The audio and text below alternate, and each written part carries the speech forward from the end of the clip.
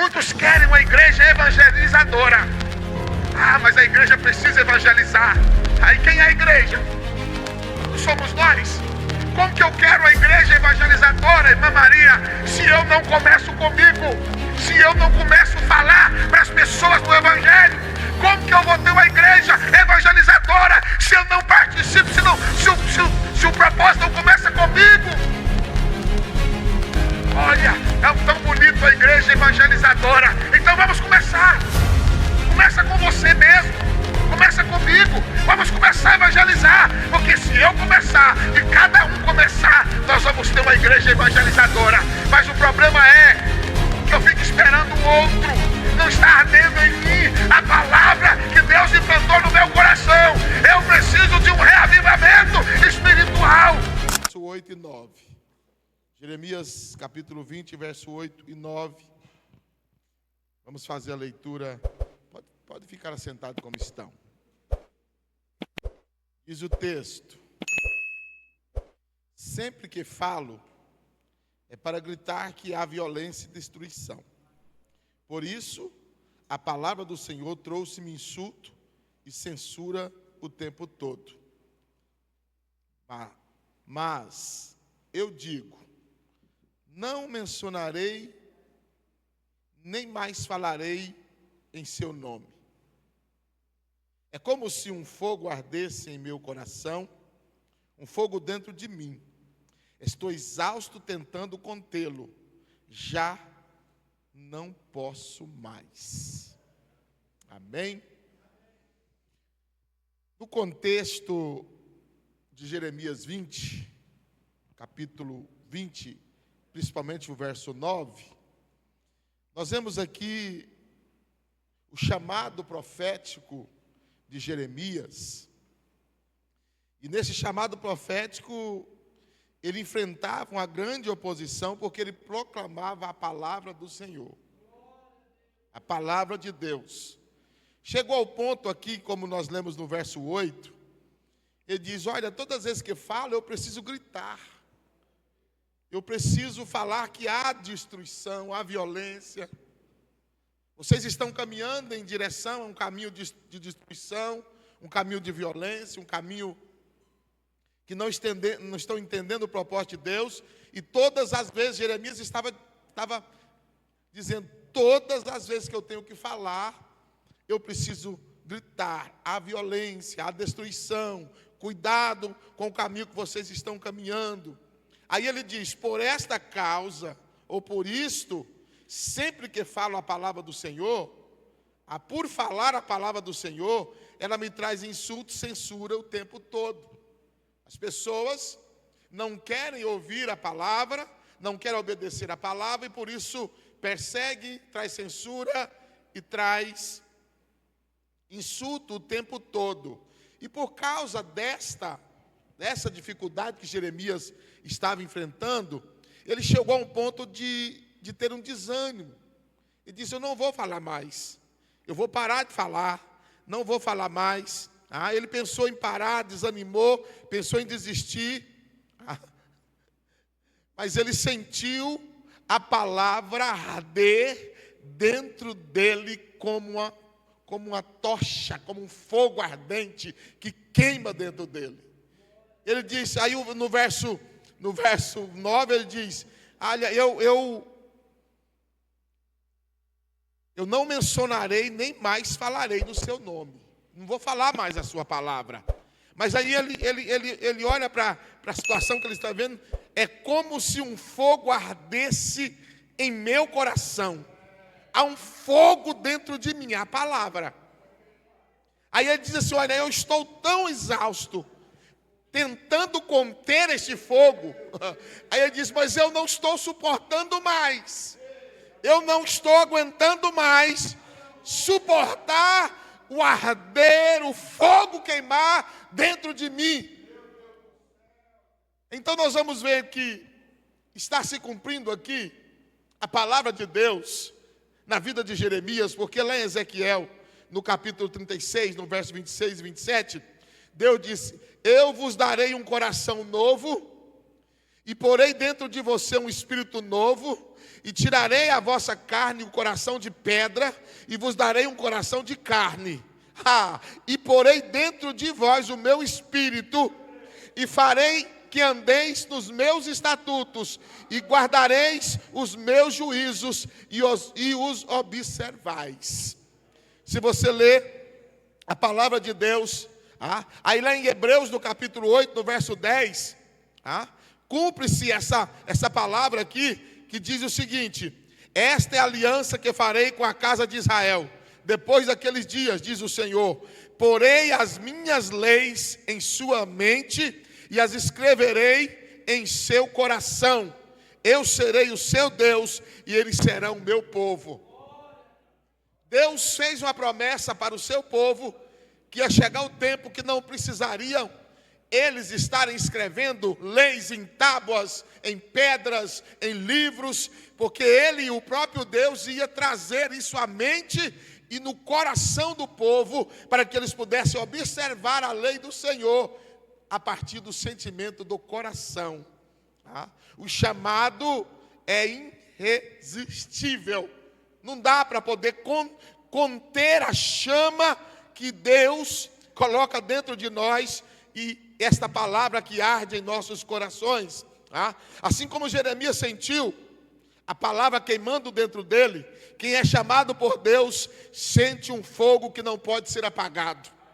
Não adianta, se for crente de verdade, se tiver amor pela palavra, amor pela obra, tiver Jesus no coração, pode até pensar, eu vou desistir, não dou conta mais, mas há um fogo que queima e não pode ser apagado, porque em Romanos 8:29, a palavra do Senhor diz o seguinte: porque os dons e a vocação de Deus são irrevogáveis. Ninguém tira, ninguém toma, ninguém pode trocar isso, porque os dons e a vocação que Deus traz na vida do crente são revogáveis. Se Deus colocou um propósito em alguém, nem dificuldade, nem oposição, nem crise pode extinguir esse chamado no coração e na mente de alguém.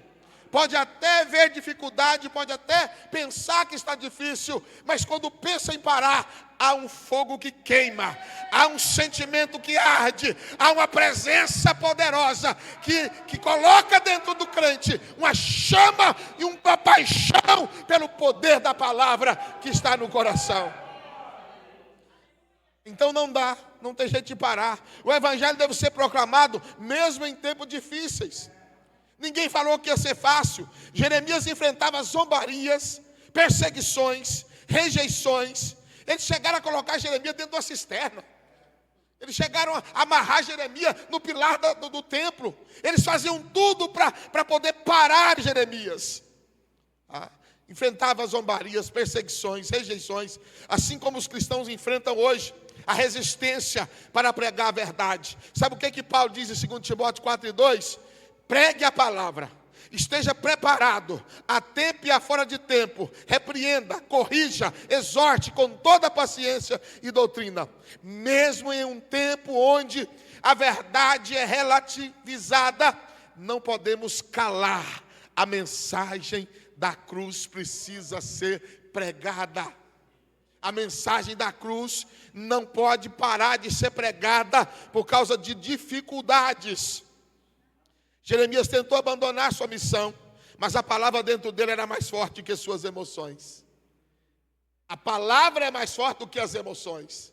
A palavra tem mais poder do que o sentimento.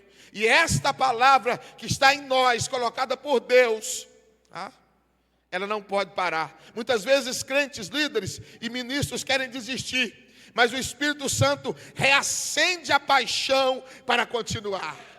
É naquela hora que você diz assim, não dá mais, e você ajoelha, não tem palavra para orar, não tem mensagem para falar, e o Espírito Santo enche você, e você levanta dali do joelho, já com o coração queimando, com vontade de fazer a obra de Deus. É isto que Jeremias estava tentando explicar. Já não posso mais conter, não estou dando conta de conter, eu não quero falar, mas queima dentro de mim, e não posso parar de falar. O avivamento começa com o coração ardente. O fogo dentro de Jeremias impeliu a falar. O mesmo acontece quando buscamos a Deus com intensidade. Disseram um ao outro, Lucas 24:32. Disseram um ao outro: não estava queimando o nosso coração quando ele falava no caminho e nos explicava a Escritura? Os discípulos do caminho de Emaú. Quando a palavra foi falada pelo próprio Jesus, eles começaram a sentir o coração arder. Eles começaram a sentir algo diferente. Aquele desânimo que eles estavam voltando para casa como derrotados. O nosso mestre morreu. Sepultaram Jesus, pregaram na cruz. E aí tinha uma história aí que ele ia ressuscitar. Mas é o terceiro dia e nós não temos visto nenhuma notícia que ele ressuscitou. Eles estavam esperando um barulho, um alvoroço. Mas Jesus já estava ali do lado deles, conversando com eles. E o coração começou a palpitar. O fogo começou a arder. E eles sentiram algo diferente. A palavra, ela traz esse sentimento. Da mesma forma, hoje, nós precisamos de um encontro com Jesus para reacender nossa paixão espiritual. Não podemos apagar o fogo do Espírito. O mundo tenta nos distrair, esfriar a nossa fé, mas precisamos manter a chama acesa. O fogo de Deus é a resposta para a apatia espiritual dos nossos dias. E para ter esse fogo, não é um fogo de palha, como dizem as pessoas. O fogo de palha passa rápido. O fogo de coisas que não têm consistência passa rápido. Mas o fogo da presença, da palavra, daquilo que traz consistência no coração, o arder da chama, da paixão pela palavra de Deus, é um fogo que vem do céu e ele não pode ser apagado, porque ele é algo extraordinário da parte de Deus para a nossa vida espiritual. Então Jeremias teve alguma dificuldade, né? Jeremias, no contexto, ele tentou até parar, mas não foi possível, porque algo maior estava dentro dele. Era a chama ardente da palavra de Deus. Sabe por que Jeremias era assim? Porque lá no primeiro capítulo, você vai entender que Jeremias, alguém chamou Jeremias e diz: olha, eu te chamei desde do ventre. Eu te escolhi, eu te chamei. Eu não sei falar, não tem problema, eu te coloco a palavra na boca, eu vou te mandar, eu vou te usar. Você fala o que eu mandar, faz o que eu falar para fazer, fica tranquilo, porque eu te escolhi antes de você nascer. Quando Deus escolhe, a pessoa fica até preocupada, dizendo o que eu vou falar. Deus vai lá e coloca dentro do coração a palavra. Começa a queimar no coração a palavra de Deus. Se não está queimando aí o desejo de falar da palavra de Deus, você precisa gritar por Deus e dizer: Senhor, reacende a chama pentecostal da palavra em meu coração, porque eu preciso que o meu coração queime pela palavra de Deus. Não podemos viver uma fé morna. O céu está nos chamando para um tempo de mudança. Um tempo de transformação radical. Nós não podemos ser crentes mornos, porque a Bíblia diz em Apocalipse 3,16: assim, porque és morno, e não és frio nem quente, vomitar-te-ei da minha boca. É a única maneira que Deus não aceita as pessoas, é morno. Pode ser até frio, mas morno não. Morno, Deus diz na sua palavra, não serve para mim. Então Deus está nos chamando para que nós possamos ter uma mudança radical, uma mudança de transformação. Não podemos viver de uma fé morna, sem compromisso, sem paixão, sem obediência. Deus nos chamou para uma vida extraordinária, uma vida espiritual sem comodismo, mas um propósito extraordinário para vivermos nessa terra. Não é para, o chamado não é para qualquer um, é para você que Deus chamou. Mas é uma vida extraordinária. É algo que queima, é algo que arde em nosso coração. Chega de viver uma vida apática. Há uma apatia espiritual. Nossos pensamentos e hábitos moldam a nossa vida. Como que isso funciona? Se os nossos pensamentos e os nossos hábitos moldam a nossa vida. Eu explico. Se nós acostumarmos com padrões negativos, ficaremos presos a uma rotina sem crescimento. Você já viu crentes que tem padrões de pensamentos negativos? É porque os pensamentos nos moldam. É o que eu penso, logo sou. A Bíblia diz, né? Penso, logo sou. Então, se nós tivermos um padrão e acostumarmos com padrões negativos, nós vamos ficar presos em uma rotina e sem crescimento. Nós, às vezes, encontramos muitos crentes que eles não têm mais pensamentos positivos. Tudo para eles não vai dar certo, nós não vamos dar conta, não vai dar certo esse negócio. Olha, não adianta orar, Deus não vai curar, não adianta falar, Deus não vai fazer, não adianta isso ou aquilo. Não podemos viver com sentimento ou com pensamento padrões negativos. Até porque a palavra de Deus diz que o Senhor nos deu um espírito de ousadia, de poder, para que nós possamos caminhar em um sentimento, em uma vida de crescimento, não uma rotina de ficarmos presos a uma rotina sem crescimento. O que permitimos ocupar nossa mente afeta nossas decisões e atitudes. O que nós deixamos ocupar a nossa mente é o que vai afetar as nossas decisões e as nossas atitudes. Mas o que a palavra de Deus diz? Romanos 12, 2. Somos transformados pela renovação da mente. E como que eu preciso entender isso? Primeiro a minha mente. Eu preciso ser transformado pela mente. Eu preciso ser reavivado pela mente. O texto, quando ele diz, olha, não conformeis com este mundo, mas transformai-vos pela renovação do vosso entendimento, que é a mente, para que vocês experimentem qual é a boa, perfeita e agradável vontade de Deus. Então, o que a palavra de Deus está me dizendo? Que eu preciso ser renovado em minha mente. Quando eu não conhecia Jesus, a vida não tinha sentido, mas agora eu conheço Jesus, eu tenho um caminho, eu tenho uma direção, eu sei de onde vim, e eu sei para onde eu vou com Jesus. Agora minha mente está voltada para a palavra, e a palavra diz que eu sou santo, que eu sou salvo, que eu sou eleito, que eu sou povo especial, que eu vou morar no céu, que eu tenho garantia da promessa, porque o Espírito Santo habita em meu coração. Mas o que eu preciso fazer primeiro?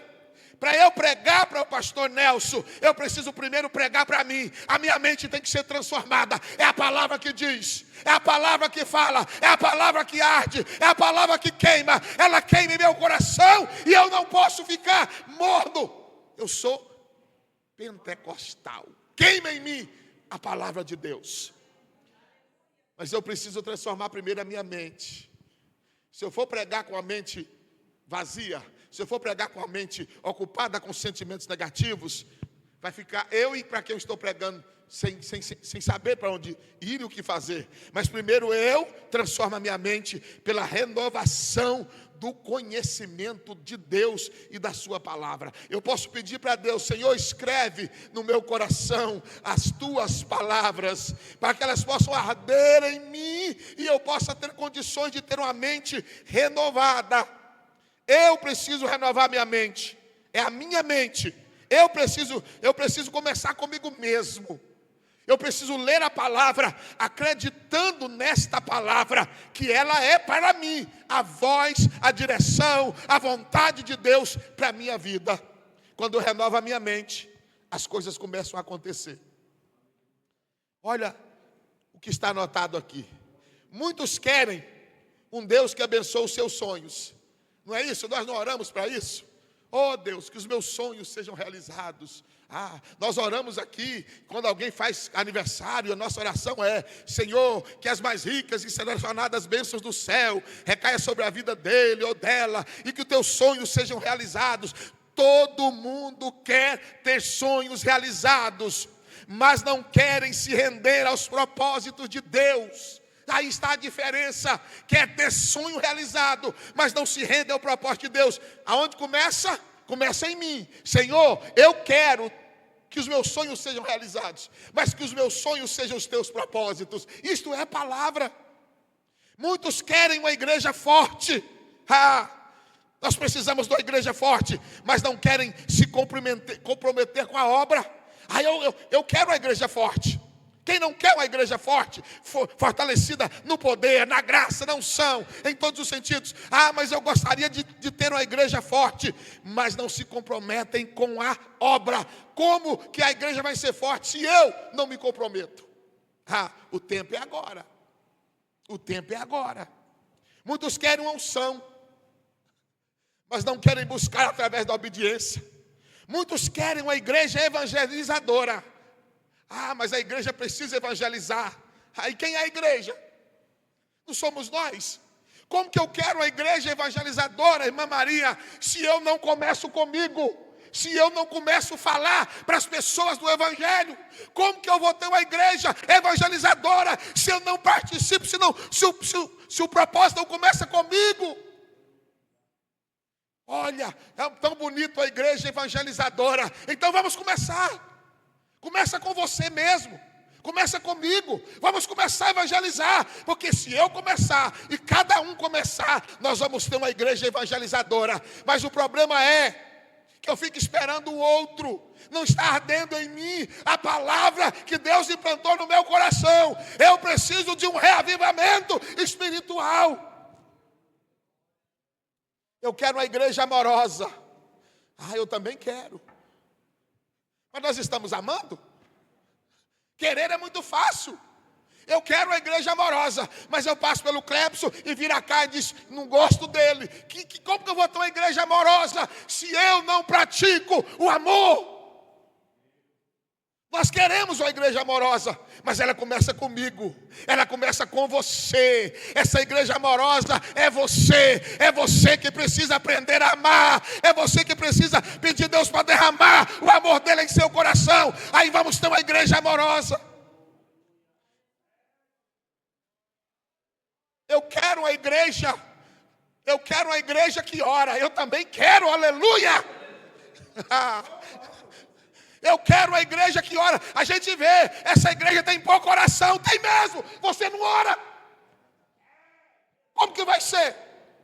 Agora quando eu começo a orar, quando você começa a orar, quando todo mundo se desperta, olha, não precisa, aqui sabe o que a gente está fazendo?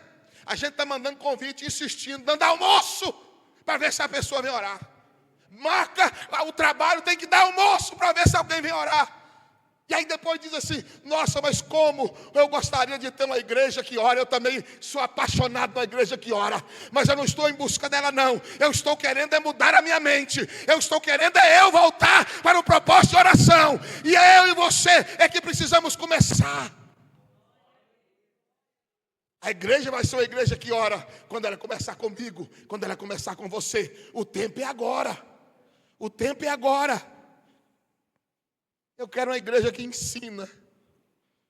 Não vem nem na terça, não vem na escola dominical e quer cobrar uma igreja que ensina. Como? Tem curso, tem treinamento, não faz. Tem curso de obreiro, não faz. Tem curso de teologia, não faz. Mas como é bom congregar numa igreja que tem um bom ensino. É maravilhoso. Mas precisa partir de mim, de você. Nós precisamos querer, buscar. Nós precisamos envolver naquilo que nós queremos. Eu quero uma igreja que faça a obra social. Estamos fazendo todo dia, toda semana. Mas quando é que você sentiu no coração lá e veio aqui e diz, pastor, estou trazendo uma cesta aqui, porque o senhor tem a igreja aí e muitas pessoas precisam. Quando aparecer alguém aí, essa cesta que está aqui, para o senhor doar para quem precisar. Quando você fez isso?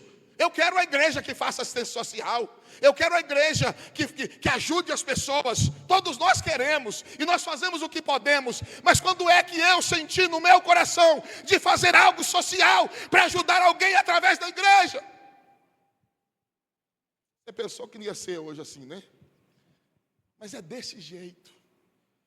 Só começa comigo. Só começa comigo. Eu achei interessante nós pedimos uma oferta no domingo para ajudar 2 famílias que precisavam de uma ajuda social. E tinha uma irmã na igreja que ela não tinha o dinheiro na hora. Ela disse: pastor, eu posso fazer assim? Eu falei: pode. Hoje, a pessoa chegou ali com um valor, dizendo: pastor, para o que o senhor precisar, o senhor pode ir lá no seu mercado e pegar. Está aqui o vale, compra. Não tinha o dinheiro, mas resolveu no outro dia. Porque o coração voltou-se para ser uma pessoa abençoadora. Então, eu quero uma igreja que ora, eu quero uma igreja que ensina, eu quero uma igreja que faz obra social, eu quero uma igreja que evangeliza, eu quero uma igreja amorosa, eu quero uma igreja que busca unção, eu quero uma igreja forte, eu quero um Deus que realiza os meus sonhos. Mas eu estou vivendo o propósito de Deus. Eu estou vivendo os propósitos de Deus para a minha vida. Isso começou em mim. Não é eu olhar para o pastor e cobrar dele, não. Não é eu olhar para os obreiros dizendo: eu não sou obreiro, não. Deus chamou a igreja. Nós estamos falando que a vocação e o chamado é para a igreja, é para as pessoas que precisam entender e tirar de vez do coração essa apatia espiritual. Mas aqui está uma verdade: não conseguimos nada pelos nossos próprios esforços. Tudo o que temos, tudo o que somos e tudo o que podemos fazer vem exclusivamente pela graça de Deus. Aqui está às vezes o problema de muita gente não dar conta, porque querem fazer e já às vezes até fizeram, mas fizeram aonde a força deu. A força acabou, parou a fonte, porque a minha força acaba. Mas quando eu entendo que tudo é pela graça de Deus, quando a minha força acaba, o que diz o texto? A palavra arde. Quando a minha força acaba, o Espírito me enche. Quando a força acaba, a graça me capacita. É aí que eu preciso entender: eu vou fazer, porque a graça de Deus me alcança e me capacita para fazer.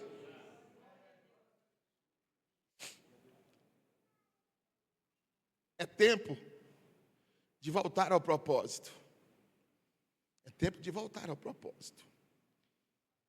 Se dissermos que seguimos a Cristo, não é isso que nós fazemos?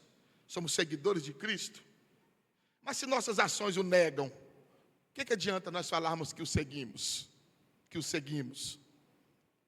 Geramos um conflito interno. As minhas palavras dizem que eu sou seguidor de Cristo, mas as minhas ações negam o que eu falo. O que isso gera? Um conflito interno, desgaste espiritual. A minha própria mente vai ficar sem saber o que eu sou.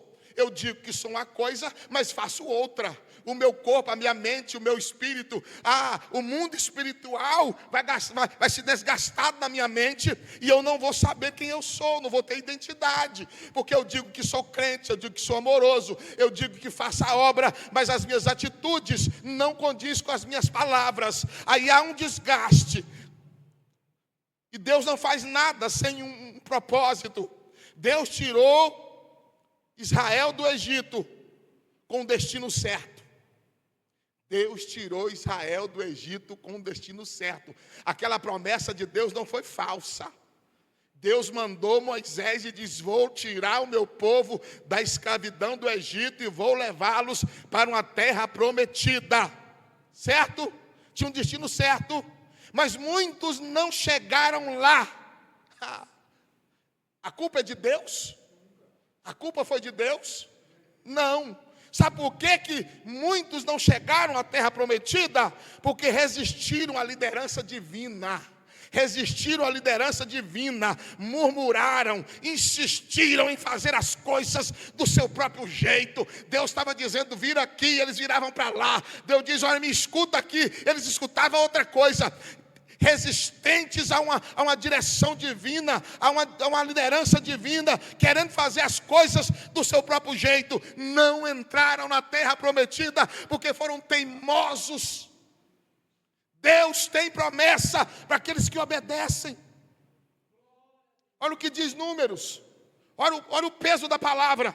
Números 22, 14, 22. Todos os que viram a minha glória e os sinais que fiz no Egito e no deserto, e me puseram à prova já 10 vezes. 10 vezes. Deus não estava dizendo assim, eu vou deixar esse povo no deserto porque eles me desobedeceram uma vez. Não. O texto está dizendo que 10 vezes. Por 10 vezes Deus falou e eles não obedeceram. E Deus disse, todos os que viram, e olha, que está dizendo aqui, que todos eles viram a glória de Deus. Viram a glória de Deus. Viram os sinais que Deus fez no Egito. Viram os sinais no deserto. Mas puseram Deus à prova já 10 vezes. E não obedecem minha voz. Esses não verão a terra que jurei dar aos seus pais. Desobediente não entra na promessa. Não adianta. Não adianta. Hoje Deus nos dá uma escolha. Preste muita atenção nisso aí. Hoje Deus nos dá uma escolha. Permanecer no deserto, na teimosia, na resistência ao propósito de Deus. É escolha sua. Se você quiser, você pode permanecer no deserto, na teimosia, na resistência ao propósito de Deus, ou se levantar com força, fé e compromisso para entrar na terra prometida. A escolha é sua. É nós que escolhemos. É nós que temos que nos erguer e dizer, olha, chega de querer fazer do meu jeito, chega de tentar fazer e murmurar e reclamar e desobedecer. Hoje eu me levanto com força, com fé, com compromisso. Eu vou entrar na terra prometida, eu vou morar no céu, porque é a promessa de Deus para a minha vida. Aleluia. Louvado para sempre é o nome do Senhor. A força de Deus, ela vem sobre nós. Foi a graça de Deus que sustentou Israel no deserto. Porque pela graça sois salvos, Efésios 2, 8 e 9. Não vem de vós. Isto não vem de vós, é dom de Deus. Não vem das obras para que ninguém se glorie. Deus já preparou tudo, mas precisamos responder com fé e obediência. A palavra diz que o caminho já está preparado. É só nós caminharmos por ele. Já está pronto. É só obedecer. É só obedecer. E eu pergunto para você hoje, essa chama, este fogo, arde em seu coração? A palavra de Deus arde no seu coração? Se alimentarmos nossa vida espiritual com verdades, nossa fé se fortalece. Se nós buscarmos a verdade da palavra, a nossa fé vai ser fortalecida. Se nós expomos medo e dúvida, nós ficaremos paralisados. Não dou conta, não posso, não é para mim. O avivamento vem quando estamos dispostos a esperar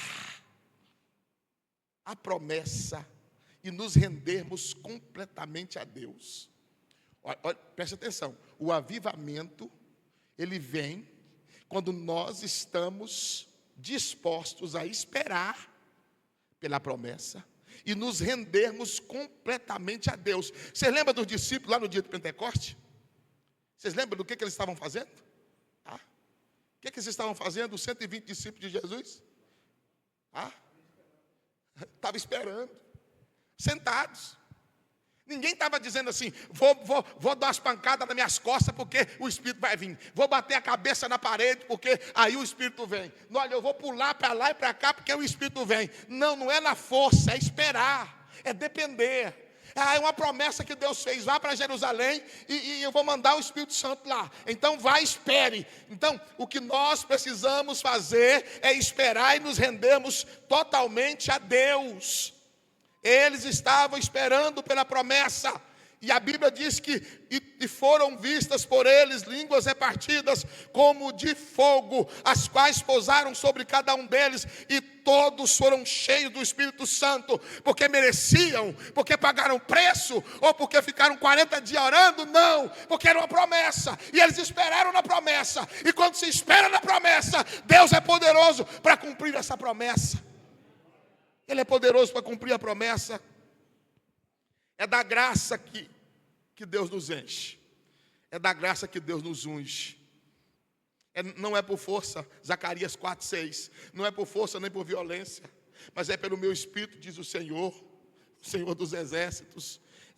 Não é pela força, é pela graça de Deus sobre a nossa vida. Se quisermos servir ao Senhor, precisamos da sua graça, para que nós possamos ser cheios do Espírito Santo. Depender e esperar nele. Ó Senhor, o negócio aqui agora é só o Senhor. Estou esperando que o Senhor me renove, me capacite, me encha de algo novo. É um chamado para algo novo. Eu preciso ser revestido com o poder. A graça vai descer, o Espírito vai encher, as vidas vão ser reavivadas pelo poder do Espírito Santo de Deus. Mas onde estão os que queimam pelo chamado? Onde eles estão? Cadê os que queimam pelo chamado aqui em Piracanjuba? Cadê aqueles que o coração deles queimam, tem paixão pela obra de Deus? Onde estão? Cadê a Assembleia de Deus de Madureira, de 64 anos, que tem um coração queimando pelo poder, pela palavra, pela presença, por algo novo, por algo extraordinário? Eu quero encontrar os apaixonados pela palavra e pelas almas. Eu quero fazer parte desse grupo, aonde estão os que queimam pelo chamado da obra de Deus. O tempo é agora. A resposta é sua. É eu e você que decidimos o que queremos e aonde nós queremos chegar. O que nós estamos esperando. O texto de Efésios 4, 5 e 14 diz: desperta, ó tu que dormes, levanta de dentre os mortos e Cristo te iluminará. É hora de acordar do sono da negligência, é hora de despertar pela palavra de Deus, é hora de pedir ao Senhor para queimar os nossos corações pelo poder da palavra, para que haja uma chama pentecostal na nossa vida. É hora de acordar. Chega de sonhar com a igreja grande. É hora de agir. Chega de querer uma igreja que ora. Vamos orar. Chega de dizer que é uma igreja amorosa. Vamos amar o próximo. Vamos amar, vamos acolher. É agora. O tempo é agora. Desperta. Deus está dizendo hoje: desperta. É hora de acordar. Deus quer fazer o teu coração queimar novamente. Tem que ter coração queimando de paixão.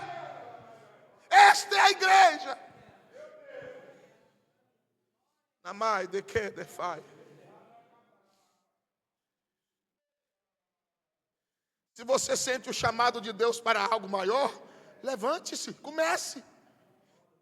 Se você quer ver transformação, comece a transformação em você. Josué 24:15 fez uma escolha. Escolhi hoje a quem vou servir. Vocês fazem o que quiser, diz ele, né? No texto. Porém, eu e a minha casa serviremos ao Senhor. A decisão, a resposta é sua. É você. A graça está à disposição. A graça é como uma cachoeira que não cessa. É só você entrar debaixo dela, ela não seca. Ela não seca. É muitos que estão vendo a graça derramada e não entra debaixo dela. E Deus está dizendo hoje: vem para a graça, porque eu quero te encher. Vem para a graça, porque eu quero fazer o teu coração queimar.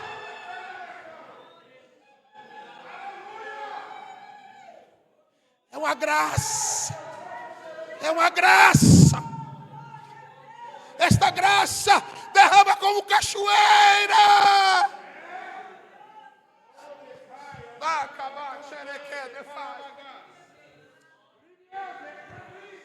Eu não sei se todos aqui já puderam tomar banho de cachoeira. Eu já tive o privilégio. A cachoeira cai e você passa de um lado para o outro. Quando você passa, você molha. E quando você sai do outro lado, você seca. E quando você passa, você molha. Ei, se você não pode parar debaixo da cachoeira, pelo menos vai e volta para se molhar de vez em quando.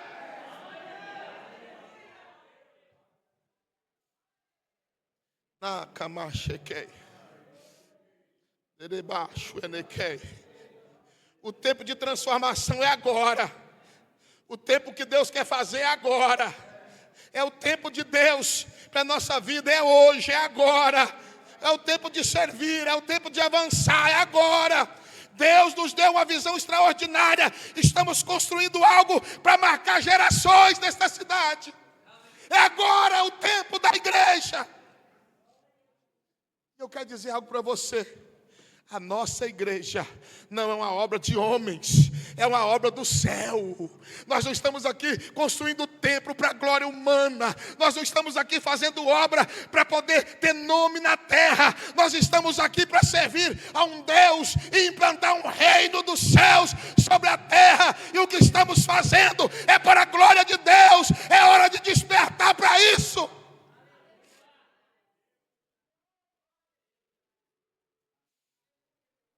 Olha o que diz o texto. Abacuque 3:2. Preste atenção. Então o Senhor me respondeu e disse: escreve a visão e torna bem legível sobre as tábuas, para que a pessoa ler o que passa correndo. Escreva bem legível. Se passar correndo, vai ver. Escreva a visão. Até o que passar correndo precisa ver e ler. Porque a visão é ainda para o tempo. É para o tempo determinado. Mas se apresse para o fim. E não enganará. Se tardar, espera-o. Porque certamente virá e não tardará. É a visão que Deus deu para Abacuque. Escreve a visão. Torna bem legível. Porque falar que congrega numa catedral depois dela pronta é a coisa mais fácil que tem. Difícil é dizer assim, nós vamos fazê-la, nós vamos construí-la para a glória de Deus. É ter a visão do propósito de Deus. Mas escreve aí, porque a visão se tornará legível sobre tábuas. É para o tempo determinado, mas certamente, pode até alguns achar que vai se tardar, mas espera, porque certamente virá. E aí o texto diz, não tardará, não tardará. Não há lugar para medo no reino dos céus, não. Não há lugar, não há espaço para divisão, não. Não há tempo para apatia. Não há tempo para poder pensar. Você já foi chamado e escolhido. Mas o que você precisa saber também, não há tempo e também não há espaço para orgulho. Não podemos pensar que fazemos essa obra pelas nossas próprias forças. Tudo é pela graça. E eu caminho para o encerramento aqui dizendo, foi a graça que sustentou Israel no deserto. Foi a graça dele que abriu o mar vermelho. Foi a graça dele que fez o maná descer do céu. Foi pela graça dele que a promessa do Espírito Santo se cumpriu e o Espírito Santo desceu sobre os discípulos. E eu quero dizer para você nesta noite, em todo tempo a sua graça esteve e estará à disposição da sua igreja. Em todo tempo há graça, em todo tempo há oportunidade, em todo tempo há começo, em todo tempo há decisão, em todo tempo Deus está dizendo: eu quero e eu preciso, é agora, levante-se, caminhe, eu tenho algo extraordinário para fazer, mas eu preciso de homens, de mulheres, de uma igreja que se posicione e receba da minha graça, porque a minha graça é suficiente para conduzir a minha igreja.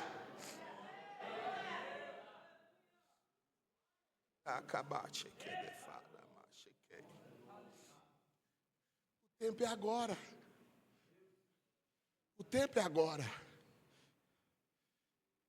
É preciso que acenda essa chama em nosso coração. É preciso que acenda a chama em nosso coração. Nosso coração precisa arder. Não dá para ser crente frio ou morno. Não dá para ser crente mais ou menos, apático, doente, raquítico. Não dá para ser crente que o vento leva. Não dá para ser crente que qualquer coisa tira ele do foco. Deus está chamando a igreja responsável, consciente, que se levante e se posicione e se coloque na posição de dizer: eis-me aqui, Senhor, pode enviar-me que eu vou fazer a tua obra.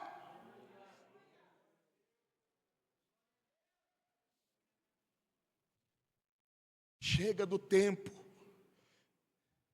do caderninho de oração, no círculo de oração, com 290 mil nomes e nenhum de joelho. Chega do tempo de orar por mim.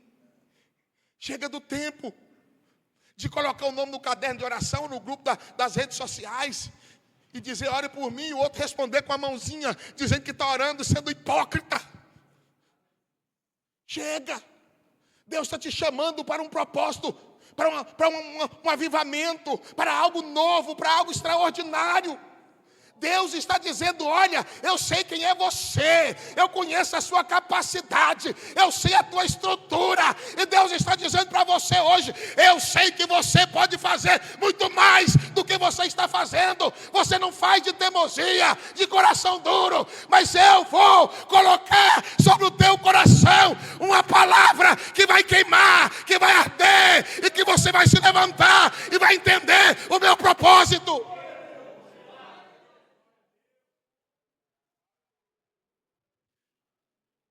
Não precisa você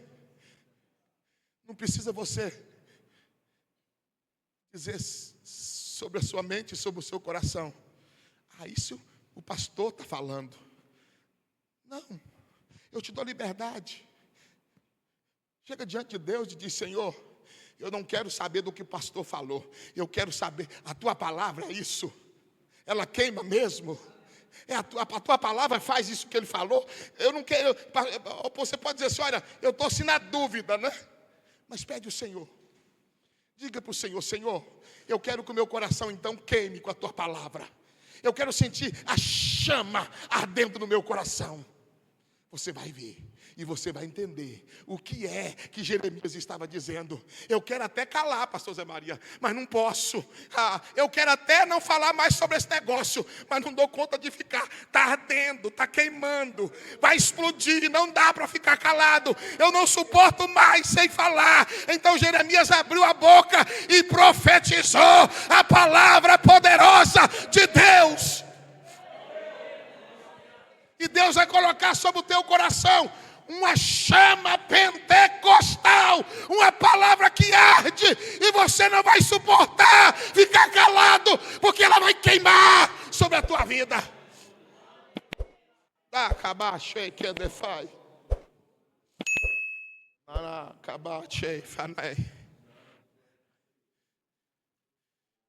Como é que nós queremos uma igreja? Uma igreja amorosa, uma igreja que ora, uma igreja que faz obras sociais, uma igreja que evangeliza. Eu quero que Deus cumpra os meus sonhos.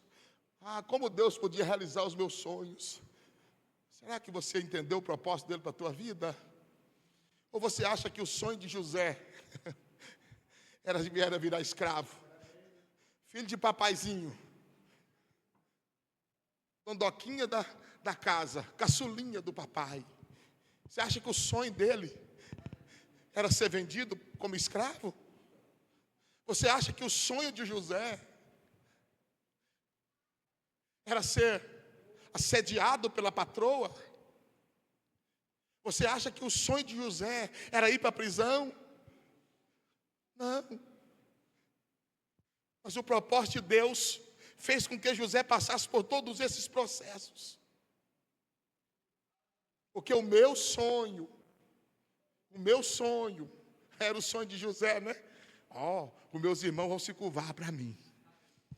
Olha, eu sonhei agora que meu pai e minha mãe também vão se curvar para mim. Esses são os meus sonhos. Eu quero que Deus realize os meus sonhos. Eu estou vendo, Deus me mostrou o sonho. Mas qual que é o propósito de Deus? Qual que é o propósito de Deus? Para chegar nos sonhos, precisa passar pelo propósito.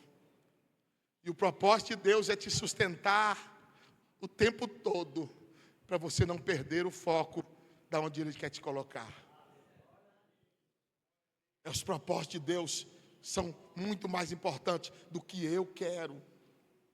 Para que ficar rodando 40 anos no deserto, sendo que a promessa está logo ali? É só caminhar na obediência, na direção e na graça de Deus. O tempo é agora. O tempo é agora. O tempo é agora. Deus sopra. Deus movimenta, Deus muda, Deus restaura, Deus edifica, Deus multiplica, Deus substitui, Deus coloca, Deus tira. Nós precisamos entender isso. É Ele. Eu preciso simplesmente dizer: Senhor, estou aqui, só quero que a Tua palavra arda como chama. Eu preciso sentir uma paixão. Uma paixão. Eu lembro naqueles congressos de Goiânia, jovens voltavam para casa falando língua estranha dentro do ônibus. Queimava no coração. Queimava. Estava nem aí se alguém ia rir, se alguém ia zombar. Falava língua estranha dentro dos ônibus, não tinha lugar de sentar, segurava no ônibus, no eixão e calava a língua estranha, aí voltava cheio da graça. Tem crente hoje que não dá glória a Deus com medo de vergonha de quem está do lado. Vergonha de quem está do lado. Cadê a paixão?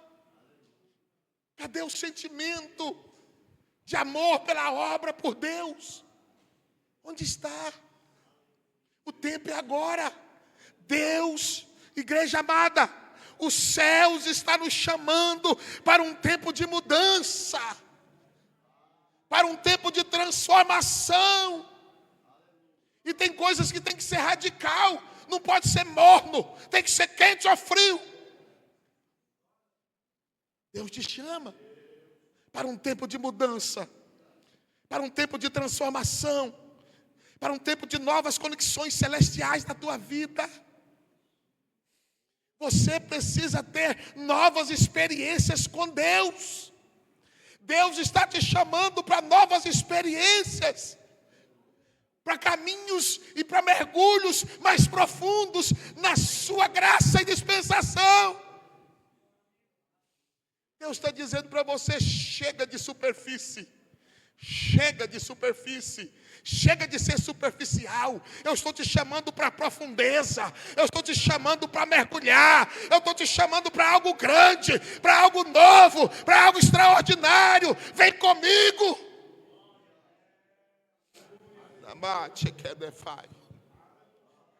Equipe de louvor, eu deixei um hino aqui para isso. Vamos cantar? Vamos de pé.